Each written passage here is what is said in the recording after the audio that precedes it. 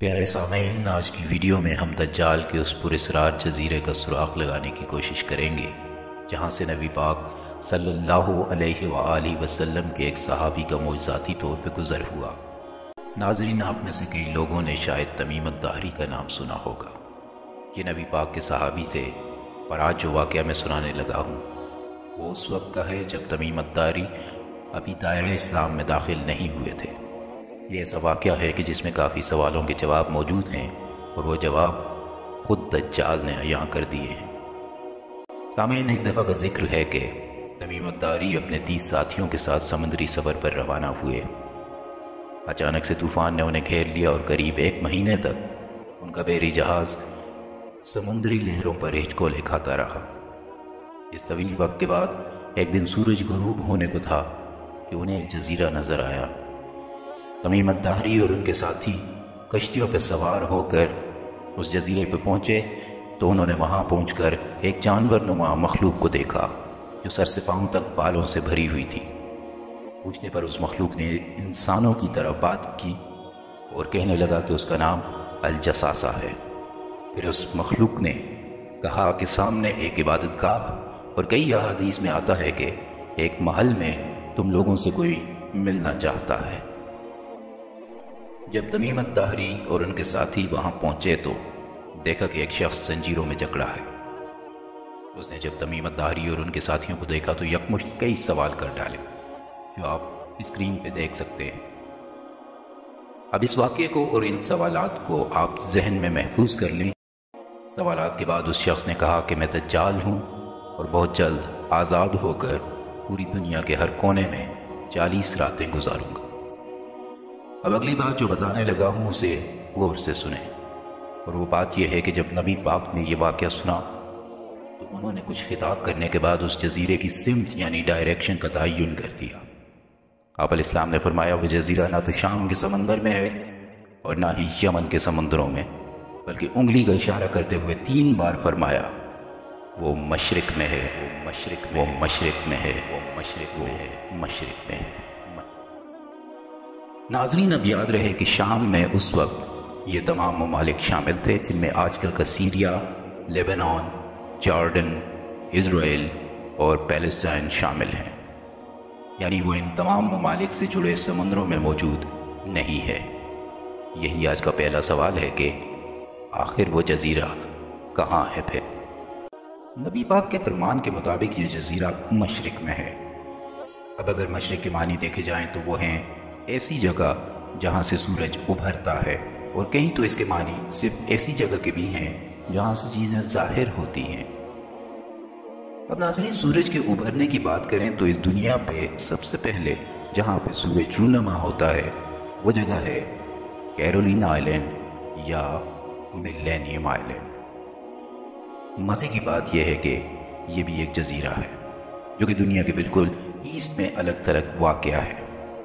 اس island پر آبادکاری کے بھی آثار ملے ہیں، اور یہ بھی ثابت ہوا ہے کہ یہاں پر کمیونٹی ہالز بھی موجود تھے۔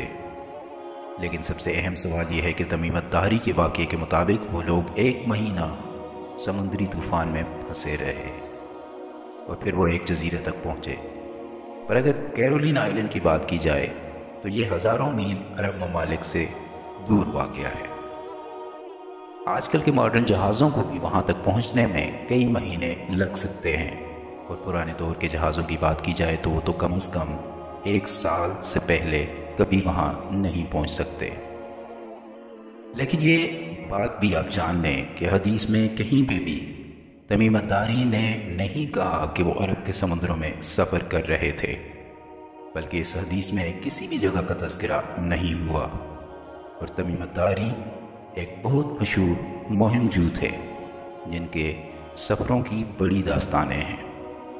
شاید یہ واقعہ بھی ان کے کسی دور کے سفر کی ہی داستان ہو، اور چونکہ ایک شک کا عنصر اس میں شامل ہے تو ہم کسی اور جگہ کا جائزہ لے لیتے ہیں۔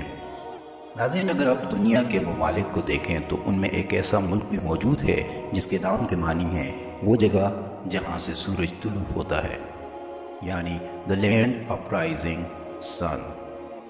اس ملک کا نام ہے نیون या फिर निप्पॉन या फिर जापान। ये भी एक आइलैंड कंट्री है और ये भी मदीना के मशरिक़ में वाक़या है। लेकिन बात वही है कि जापान भी अरब से बहुत दूर है, जहाँ एक महीने में पहुँचना बहुत मुश्किल है। अब नाज़रीन, इस वीडियो सीरीज़ की पहली एपिसोड के आखिरी हिस्से में एक ऐसी जगह के बारे में बताना चाहता हूँ जो हर ज़ाविये से दज्जाल के जजीरे की पुरस्रारियत को छुपाए बैठी है। नाज़रीन, इमाम मेहदी की वीडियो में एक हदीस सुनाई थी मैंने आपको, जो कई सनदों से आई है। पूरी हदीस तो काफ़ी लंबी है, पर कुछ हिस्सा मैं आपको सुनाना चाहता हूँ, जहाँ से हमें दज्जाल के आइलैंड का क्लू मिल जाएगा। हदीस में फरमान हुआ कि अरब के 3 बादशाहों की आपस में खजाने की मिल्कियत पर जंग होगी, तो फिर उसी असना में काले झंडे लिए एक लश्कर मशरिक से आएगा, जिसमें इमाम मेहदी मौजूद होंगे। अब हमारे रसूल करीम सल्लल्लाहु अलैहि वसल्लम मदीना से बैठकर एक बार फिर मशरिक का तज़किरा कर रहे हैं। जब इस हदीस को मुख्तलिफ बयानों से पढ़ा जाता है तो पता लगता है कि मशरिक से मुराद फारस है, यानी मौजूदा दौर का ईरान। इसके अलावा अगर आप अरब की तमाम तारीख को पढ़ें तो उनकी किताबों से ये वाज़ेह होता है कि उस वक्त के लोग फारस को मशरिक से तशबीह देते थे। अब एक और बहुत अहम बात बता दूं कि ससानीद एम्पायर काफ़ी अरसे तक ईरान, तुर्कमानिस्तान और अफ़गानिस्तान के कुछ इलाकों पर हुकूमत करती रही है, और वो इस तमाम इलाके को खुरासान बुलाया करते थे। क्या आप जानते हैं कि खुरासान के मानी क्या हैं? इसके मानी हैं मशरिक, और वो जगह जहाँ से सूरज तुलू होता है। अभी और भी कुछ बताना बाकी है, और वो ये है कि नबी पाक की कई अहादीस में 3 जगहों का तज़किरा हुआ है जहाँ से दज्जाल ज़ाहिर हो सकता है। क्या आप जानते हैं वो जगह कौन कौन सी हैं? एक जगह का नाम है इस्फहान और दूसरी जगह का नाम है उज़्वे किरमान। और मज़े की बात देखें, ये दोनों जगह ही ईरान में वाक़या है, और खुरासान में जो मुल्क शामिल हैं उसमें ईरान ही वो वाहिद मुल्क है कि जिसके साथ गल्फ़ ऑफ पर्शिया का एक तवील साहिल मौजूद है, और gulf of Persia he Medina के बिल्कुल मशरिक में वाक़या है। नाज़रीन, इतने ज़्यादा सबूत और किसी जगह के बारे में नहीं मिलते जितने के इस खित्ते के बारे में मिलते हैं कि जहाँ पर दज्जाल ने ज़ाहिर होना है। आजकल जैसे ईरान के ख़िलाफ़ यहूद व नसारा हुए हैं, क्या पता कल को ये जगह यहूद के हाथों में चली जाए। तभी तो नबी पाक सल्लल्लाहु अलैहि वसल्लम ने फरमाया कि दज्जाल के 70,000 यहूदी मददगार इस्फहान से उसके साथ मिलेंगे और मुसलमानों के ख़िलाफ़ खुरूज करेंगे। अब आखिर में ये बता दूं कि गल्फ़ ऑफ पर्शिया में 38 जज़ायर ऐसे हैं जो ईरान की मिल्कियत में हैं। अब इतने ज़्यादा सबूतों की रोशनी में ऐसा मालूम होता है कि हो ना हो वो जज़ीरा इन्हीं में से एक है। नाज़रीन, मैं आपको दुनिया की सैर कराते कराते उस जगह पर ले आया हूँ कि जिसके बारे में सबसे ज़्यादा सबूत मौजूद हैं, और अगले पार्ट में आपको दज्जाल के जज़ीरे के और भी करीब ले आऊँगा इंशाअल्लाह।